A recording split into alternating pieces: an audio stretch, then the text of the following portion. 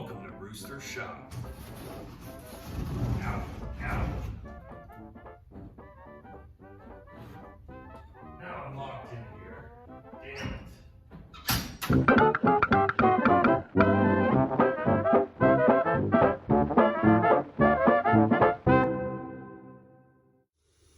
So I have got this engine pulled apart quite a bit from the last time you guys seen it. I mean, it's not bad. I've sprayed some WD-40 in there and some different things just dumped down in there to kind of see what would go in and everything.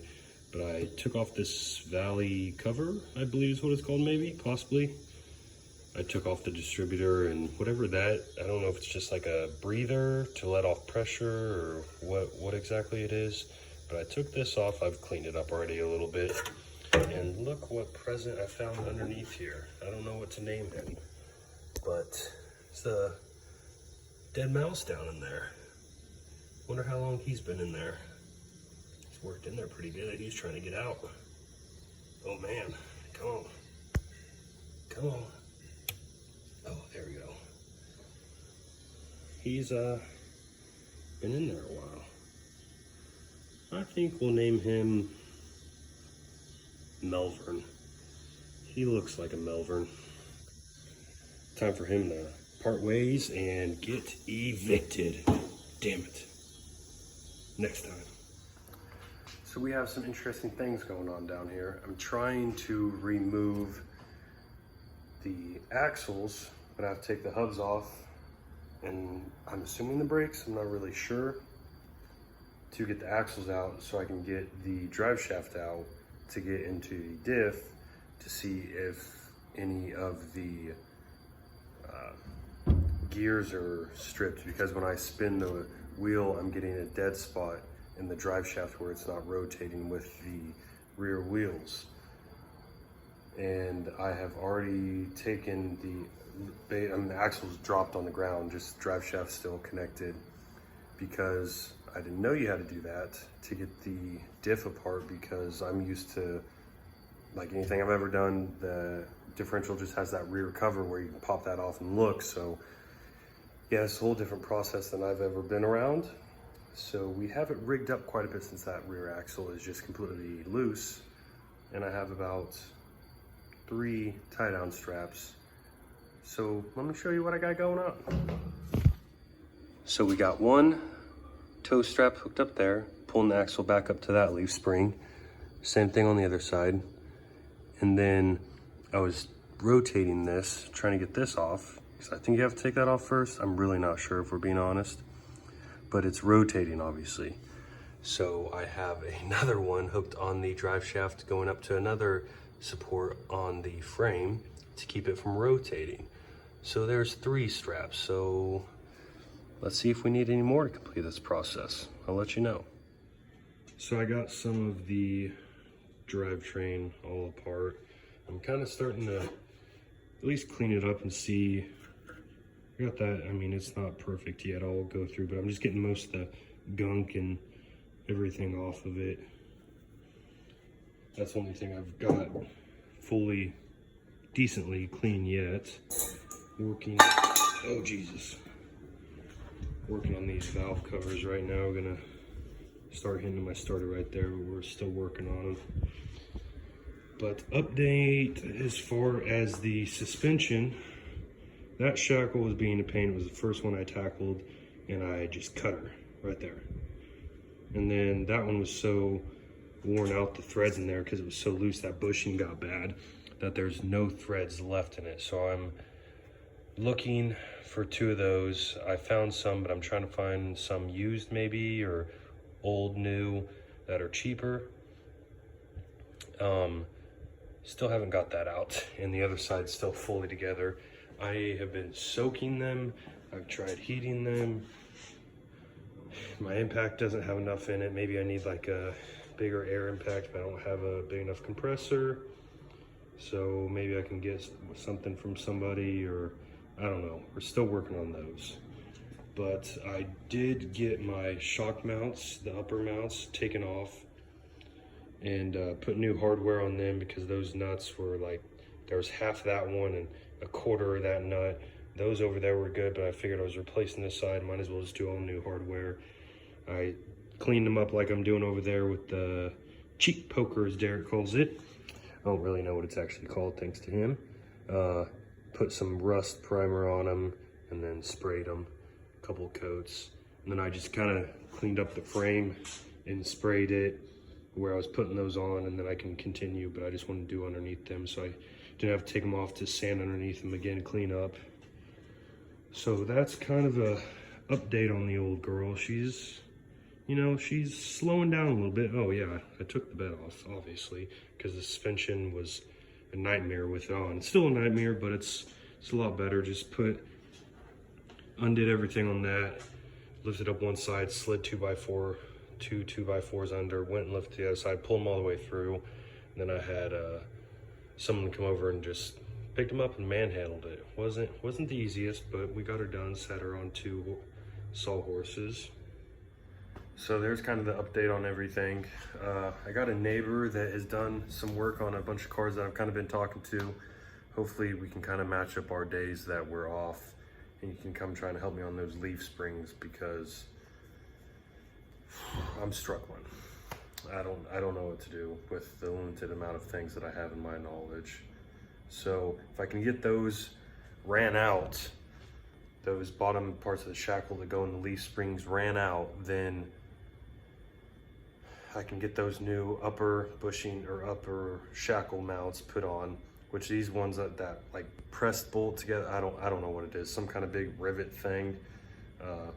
I'm just gonna have to cut those off, knock those off, put in the new upper shackle mounts, and I'm just gonna have to bolt them on, which I mean, I'm sure should be fine if I use good hardware, grade 8 or even better than that if I wanted to. Put those on, then I can get the leaf springs reattached, then I can start figuring out my axle situation. I'm just trying to get it in a good, complete rolling chassis so I can move it around, roll it in and out while I'm working on the drivetrain, the engine, rebuilding that and everything this winter if I need to slide it over to get my truck in or something like that. So get all that finished up and keep on moving.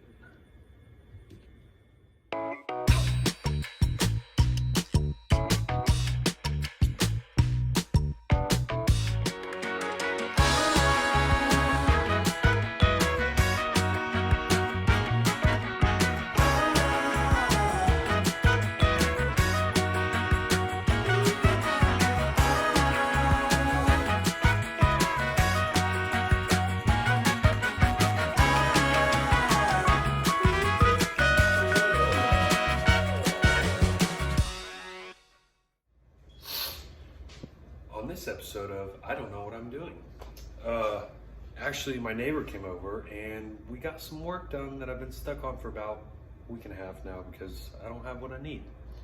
Having the tools you need makes things a lot easier. So let me show you what we got done. Nothing crazy, but it was a big step that I was stuck on. So as you can see, shackles are out. Leaf spring, got that motherfucker out. Both sides. Look at that, beautiful. So now that those are out, those need replaced. So those are like some little, not a rivet, but like a pins, I don't know. It's like that on both sides. So I'm just gonna grind off this side on all 4 corners. Hopefully I can get a punch and a hammer and hammer them out and then order some new ones. But the website I need to order those from is down right now and has been for like 3 days. So hopefully they get that back up soon so I can order the new ones. But my goal today is to get those off because I'm sure it won't go as smooth as I hope it does. And then I'll just bolt them back in with some new gold bolts. And but while those are off, I'll take that strap off. And I'm just gonna, kind of like I did right there when I put the upper spring mounts on, I'm just gonna sand this down with the, as Derek would call it, cheek poker, and put some of that rust spray on it, just all back here. Get her looking a little pretty her up a little bit. You know, got the bed off, like it's basically stripped, might as well do her, I'm here. So here we go. Well, I am underneath the truck. I was gonna empty the gas tank because I'm getting ready to pull it out because I'm kind of sanding up not sanding, but hitting a cheek poker along the back of the truck here on the frame. Figured while I have the bed off, I might as well. Just not gonna do it perfect. I'm just kind of getting the rough, loose stuff off and just hitting it with some rust primer and then paint. But I'm pulling this gas tank out so I can kind of get up here, and I know I'm gonna need to replace this. There's pinholes up top and everything. I mean, you can feel it. It's pretty soft and rotted out. So I am currently, let me flip this around for you. So I went down here to the drain bolt. I don't know if you guys can really see this, but I went to loosen the drain bolt and the whole bottom of the tank just further proving my point that yes, indeed, this tank is rotted. So I knew I was gonna get a new one. I wasn't even gonna try to salvage this anyways because I don't want to mess with those problems of plugging the fuel lines and carburetor and all that. So there's the drain plug, but it's clearly empty. I thought there was a little bit maybe in it because when I unhooked one of the fuel lines up front, I believe it's that one that's dangling right there, which it's, yeah, right there is the end of it. I had to tuck it up, so there must just be, maybe that's not the fuel line? I don't know, I thought it was, but some fluid was coming out and it smelled like gas, I thought. But, so we're good. She's empty and dry. Look at that, good Lord. Yeah, there was no sig in that tank. All right, well I got the back 2 bolts and I got it strung up with a tow strap right now, or a tie down strap. Gonna undo these front ones and get this dropped out. Here's what the gas tank ended up looking like when I got it out. Pretty bad. That's where the filler neck went. And that's just all rotted out next to it. Just breaks like a stale potato chip. So I've been looking at some repops of the gas tanks, and they're like $200, $250, maybe even more than that some places. So I think I'm probably just gonna go with a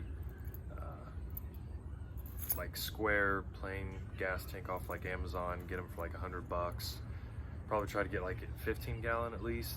I don't think 20 I could probably get to fit in between the frame railing and everything. So probably gonna do 15 and just do the filler neck up with a little door in the bed or something like that. I'm not too worried about that. It's not like the bed's perfect. I'm gonna replace everything back there and make it fit how I want.